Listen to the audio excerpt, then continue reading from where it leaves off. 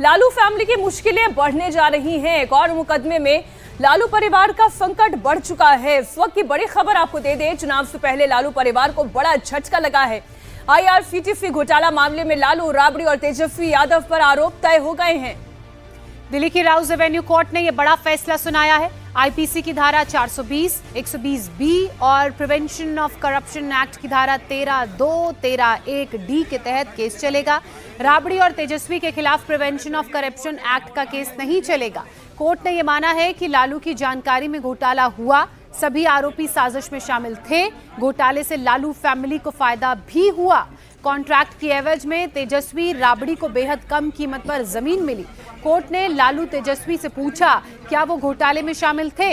इस पर दोनों ने कहा हमारे ऊपर लगे आरोप गलत हैं, मुकदमे का सामना करेंगे। इस वक्त की बड़ी खबर एक बार फिर आपको बता दें, लालू फैमिली पर जालसाजी का आरोप तय हो गया है। बीच चुनाव ये लालू परिवार के लिए सबसे संकट भरे क्षण है।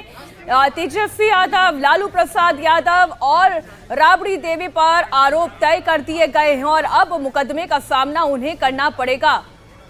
अतुल भाटिया हमारे सहयोगी इस वक्त हमारे साथ जुड़ चुके हैं। अतुल, क्या क्या आरोप लगे हैं, क्या क्या कोर्ट की तरफ से कहा गया है, विस्तार से बताइए।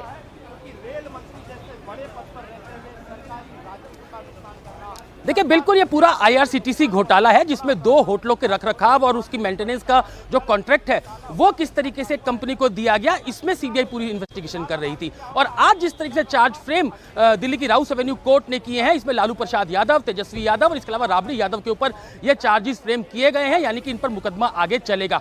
लालू प्रसाद यादव की अगर बात करें तो उन पर IPC 420, IPC 120B और प्रिवेंशन ऑफ करप्शन एक्ट की धारा 13(2), 13(1)D ये जो है वो धाराएं जो है वो लालू प्रसाद यादव के ऊपर आरोप तय किए गए हैं। जबकि अगर हम राबड़ी देवी और तेजस्वी यादव की बात करें तो उनके ऊपर IPC की धारा 420 और IPC की धारा 120B जो है वो इसके तहत आरोप तय किए गए हैं, यानी कि तेजस्वी और राबड़ी के खिलाफ जो है वो प्रिवेंशन ऑफ करप्शन एक्ट की धाराएं पर आरोप तय नहीं किए गए हैं।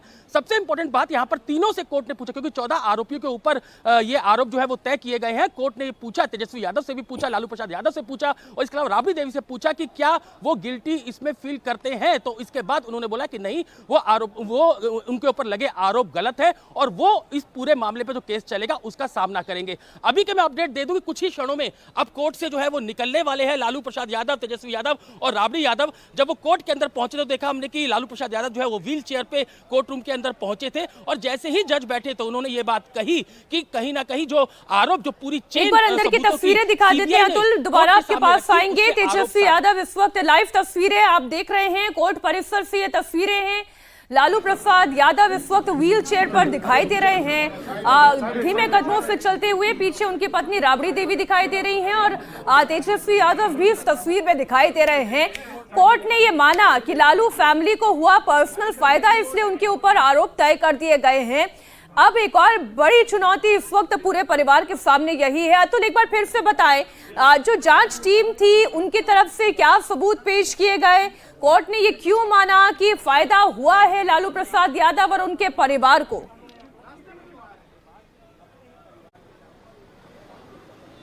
देखिए, पूरे 2 जांच एजेंसी जो है इस पूरे मामले के अंदर जांच कर रही है। IRCTC घोटाले की अगर हम बात करें तो एक जो CBI है वो इस पूरे मामले की जांच कर रही थी। चार्जशीट जो है वो 2022 के अंदर फाइल की गई थी, 2030 के अंदर कोर्ट ने इसके ऊपर कॉग्निजेंस लिया था और अब जो है पिछली तारीख पर कोर्ट ने इस पूरे मामले के अंदर ऑर्डर रिजर्व रखा था कि ये केस आगे चलेगा या नहीं, यानी कि आरोप तय होंगे या नहीं। और आज क्योंकि ये फैसले का दिन था कि आरोप तय कोर्ट ने किए, जिसमें प्रिवेंशन ऑफ करप्शन एक्ट और इसके अलावा जालसाजी और धोखाधड़ी के मामले में लालू प्रसाद यादव के ऊपर चार्जेस फ्रेम किए गए, जबकि राबड़ी देवी और इसके अलावा तेजस्वी यादव के ऊपर 120B और एक बार फिर से लाइव तस्वीरें हम अतुल दिखा दें और फिर दोबारा आपके पास लौटेंगे। राउस एवेन्यू कोर्ट से ये लाइव तस्वीरें आप देख रहे हैं।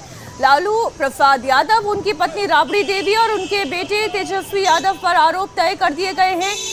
अभी अभी कोर्ट से जो फैसला आया है उसके बाद अब कोर्ट परिसर से बाहर निकलते हुए उनके गाड़ियों की तस्वीरें आप देख रहे थे। निश्चित ही IRCTC घोटाला मामले में कोर्ट को ऐसा लगा कि फायदा पहुंचा है लालू यादव को, तेजस्वी यादव को, राबड़ी देवी को कम कीमतों पर जमीन मुहैया कराई गई और ये फायदा पहुंचाकर ये किया गया उस वक्त जब लालू प्रसाद यादव केंद्रीय रेल मंत्री थे, तब उन्होंने अपने पद का दुरुपयोग किया, ये फायदा उठाया है। नीतीश चंद्र भी हमारे साथ जुड़े हुए हैं। नीतीश, अब यहां से मुश्किलें और लालू यादव परिवार के लिए बढ़ती हुई दिखाई दे रही हैं। जी हाँ, बिल्कुल मुश्किलें हैं और चूंकि चुनाव करीब है तो ये साफ तौर पर दिख रहा है कि चुनाव में इसे एक मुद्दा बनाने की कोशिश की जाएगी। चुनावी सभाओं में एनडीए के नेता भ्रष्टाचार का जो आरोप है उसको जोर शोर से उठाएंगे, लेकिन लालू परिवार जाहिर है जो जवाब देता रहा है, ये भी माना जा रहा है कि वो इसे एक राजनीतिक साजिश बताएंगे। तेजस्वी यादव को थोड़ी राहत जरूर ये मिली है कि प्रिवेंशन ऑफ करप्शन एक्ट के तहत उनके खिलाफ मामला दर्ज नहीं है, धोखाधड़ी और 120B के तहत जो उनके खिलाफ मामला दर्ज है, तो उनकी तरफ से भी ज़रूर ये बातें कही जाएंगी कि हमें ये उस वक्त का मामला है जब हमारे मूछें नहीं हुआ करती थी, तो इस तरह की दलील पहले भी दी जाती रही है। तो चुनाव में ये सारी चीज़ें आपको देखने को मिलेंगी मंच से, और जाहिर है अभी जब कोर्ट ने आरोप तय कर दिया है तो निश्चित रूप से महागठबंधन की और आरजेडी की मुश्किलें बढ़ी हैं। और यहाँ हम लालू यादव के घर के ठीक सामने हैं और अब देखिए बिल्कुल सन्नाटा है। हालांकि सभी परिवार के लोग अभी दिल्ली में हैं, लेकिन जो तमाम दूसरे सदस्य भी हैं उनके चेहरों पर जो मायूसी है उनके समर्थकों में वो नज़र आती है।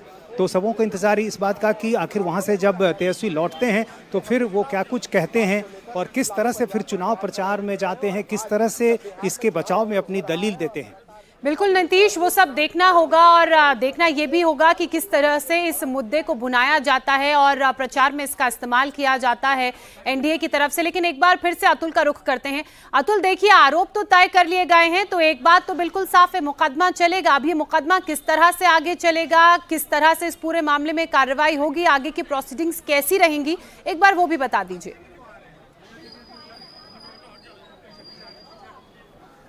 देखिए बिल्कुल अभी क्योंकि आरोप तय हुए हैं, कोर्ट ने माना कि सीबीआई ने तमाम तथ्य IRCTC घोटाले के जो जितने भी तथ्य थे वो श्रृंखलाबद्ध यानी कि पूरी चेन कोर्ट के सामने रखी। और जब आज जज बैठे तो उन्होंने सबसे पहले यही बात की कि जो सीबीआई ने सबूतों की जो चेन रखी उससे कहीं ना कहीं ये बात आती है कि ये घोटाला हुआ और पूरे सबूत जो है वो कोर्ट के सामने रखे गए।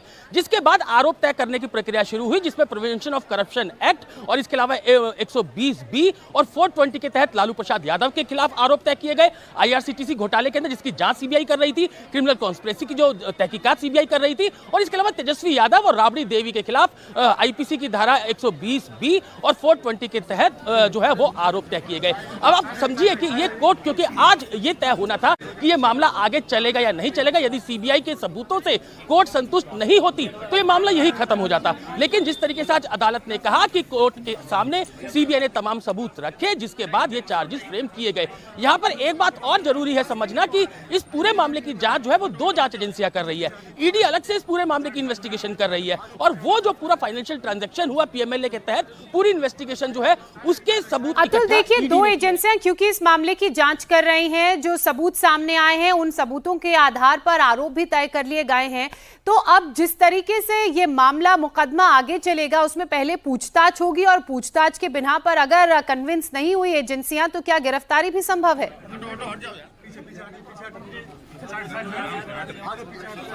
देखिए जो ये पूरा घोटाला था इसके अंदर जो सीबीआई है उसने किसी भी आरोपी को गिरफ्तार नहीं किया था। हमने देखा कि जब पहले अरविंद केजरीवाल को जो दिल्ली की लीकर पॉलिसी थी उसके अंदर गिरफ्तार किया गया था, मनीष सिसोदिया को जो ईडी और सीबीआई दोनों ने गिरफ्तार किया था। लेकिन अगर हम IRCTC घोटाले की अगर बात करें तो यहाँ पर किसी जो लालू प्रसाद एंड फैमिली है उसकी गिरफ्तारी सीबीआई ने नहीं की थी। अतुल और नीतीश, आप दोनों हमारे साथ बने रहे। तेजस्वी यादव की सिर्फ कानूनी फ्रंट पर ही मुश्किल नहीं है, महागठबंधन में सीटों के तालमेल को लेकर भी खींचतान लगातार गठबंधन में जारी है। पहले चरण के नामांकन में केवल 5 दिन बाकी रहने से महागठबंधन के नेताओं के बीच बेचैनी बढ़ गई है। फोकस पटना से शिफ्ट होकर दिल्ली पहुंच गया है। ताजा अपडेट आपको दे दें, महागठबंधन में आज सीटों के बंटवारे का ऐलान हो सकता है। मुकदमे के चलते लालू यादव, राबड़ी देवी, तेजस्वी यादव दिल्ली में हैं।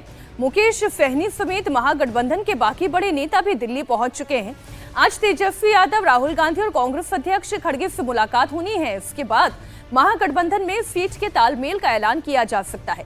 महागठबंधन के टिकट बंटवारे में हो रही देरी से सहयोगी दलों का धैर्य भी जवाब दे रहा है। खुद को डिप्टी सीएम का कैंडिडेट और तेजस्वी यादव को सीएम कैंडिडेट बता रहे वीआईपी सुप्रीमो मुकेश सहनी ने अपने तेवर दिखाने शुरू कर दिए हैं।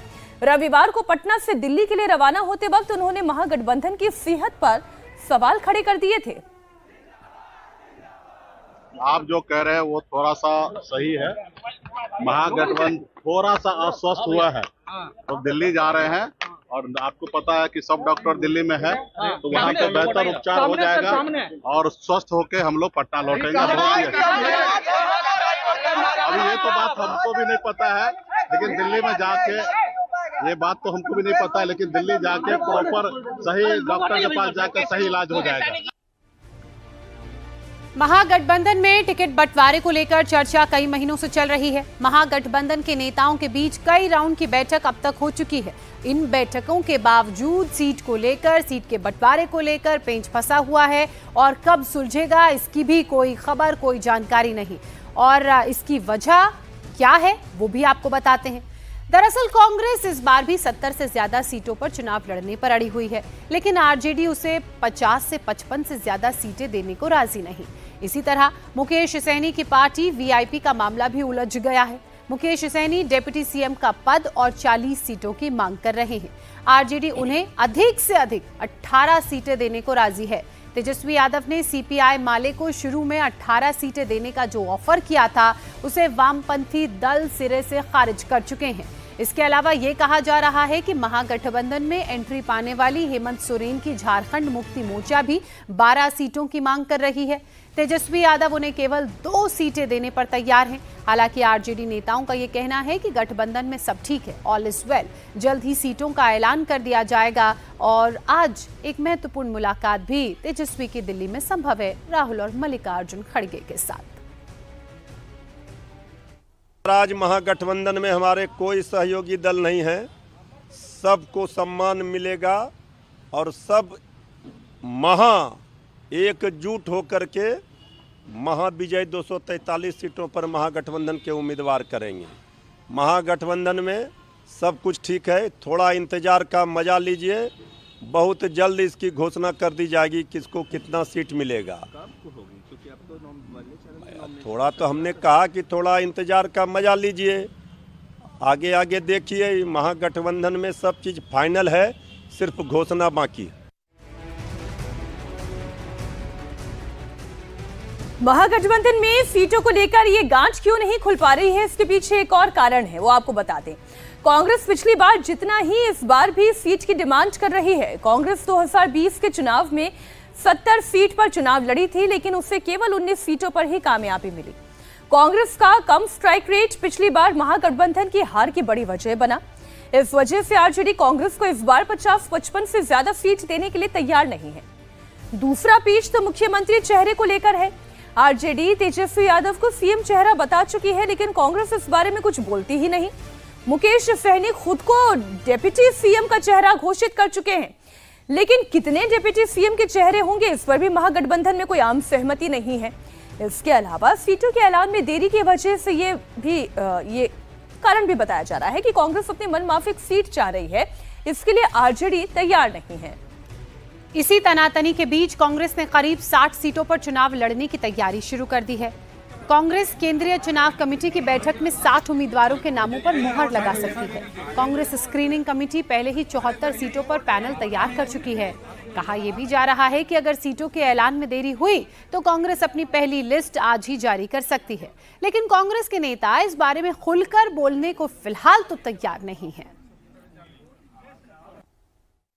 एनडीए का आ गया है तो हम उससे हम अपने आप को नहीं जोड़ रहे हैं। हमारा अपना काम है, हम अपना काम से जो है जा रहे हैं, पार्टी के काम से जा रहे हैं। वहाँ मिलजुल करके जो फैसला होगा बहुत जल्दी होगा। आप कह रहे हैं कि इलाज कराने जाना है तो वो खुद कर, आप कह रहे हैं, मेरे से तो कहे नहीं, ठीक है। तो वो जो है अपने आप को जो सवाल का जवाब वो खुद आप दे रहे हैं कि उन्होंने मान लिया। तो फिर बीमार एनडीए है, इंडिया गठबंधन बिल्कुल स्वस्थ है। बिल्कुल स्वस्थ है। तो फाइनल हो गया एनडीए आप लोगों का, तो ठीक है, फाइनल हमारा भी हो जाएगा। आपका है व्याकुल है। हमारे सहयोगी नीतीश चंद्र पटना से लाइव जुड़े हुए हैं। महागठबंधन की हेल्थ क्या है नीतीश? खुद उनके सहयोगी कह रहे हैं कि महागठबंधन अस्वस्थ है, कैमरे पर बोल रहे हैं, तो इतना तो साफ तौर पर दिख रहा है कि महागठबंधन में सब कुछ ठीक नहीं है। और ये साफ तौर पर दिख रहा है क्योंकि दूसरे चरण का नामांकन शुरू हो गया है और पहले चरण के नामांकन में अब सिर्फ 5 दिन बचे हैं और अभी तक सीटें तय नहीं हो पाई हैं। तो ये साफ तौर पर दिख रहा है कि महागठबंधन में जो है पेंच फंसा हुआ है। सीटों की संख्या के साथ साथ सीटों पर कौन किसको सीटें दी जाएंगी, इसको लेकर पेंच फंसा है। कांग्रेस के नेता 55 के आसपास तैयार हो गए थे, लेकिन वो जो सीटें चाह रहे थे आरजेडी उसको देना नहीं चाहती है। उल्टे आरजेडी ने कांग्रेस की उन परंपरागत सीटों पर दावा कर दिया जो कांग्रेस किसी कीमत पर नहीं छोड़ना चाहती है। और जब आरजेडी ने कांग्रेस की सीटों पर दावा किया तो बदले में कांग्रेस ने सीमांचल की उन सीटों पर दावा कर दिया जो ओवैसी की जीती हुई सीटें थी।